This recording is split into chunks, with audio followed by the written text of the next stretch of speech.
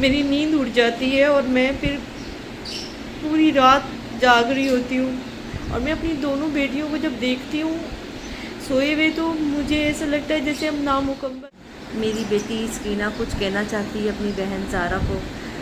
تو میں آپ سے بات کرنا چاہتی ہے، تو میں یہ بات کرواتی ہوں۔ زارا جلدی سے گھر آ جاؤ،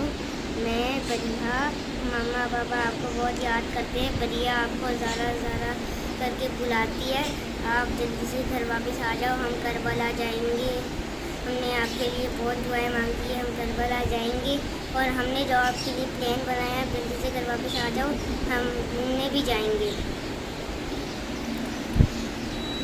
جی بس میں یہ کہنا چاہتی ہوں کہ ہم جس اتنی مشکل سے جو ہم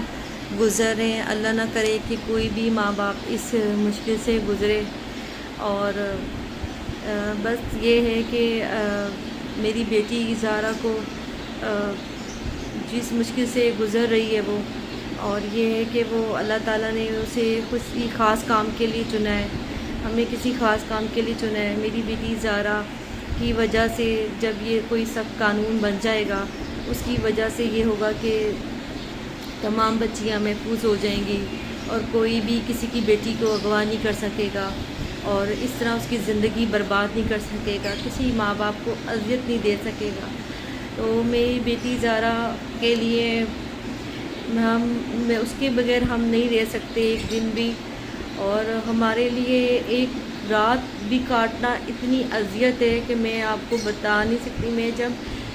یقین کریں جب بستر میں لیٹتی ہوں تو مجھے اگر نیند آ بھی رہی ہو بہت، تو میں جیسے لیٹتی ہوں میری بیٹی زارا میری آنکھوں میں آ جاتی ہے، وہ جیسے بیٹھتی تھی، جیسے کھانا کھاتی تھی، جیسے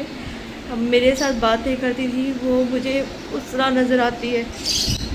میری نیند اڑ جاتی ہے اور میں پھر پوری رات جاگ رہی ہوتی ہوں، اور میں اپنی دونوں بیٹیوں کو جب دیکھتی ہوں سوئے ہوئے تو مجھے ایسا لگتا ہے جیسے ہم نامکمل ہیں اپنی بیٹی کے بغیر۔ ہم لوگ اپنی بیٹی کے بغیر ایک منٹ بھی نہیں رہ سکتے، ایک سیکنڈ بھی نہیں رہ سکتی ہوں میں اس کے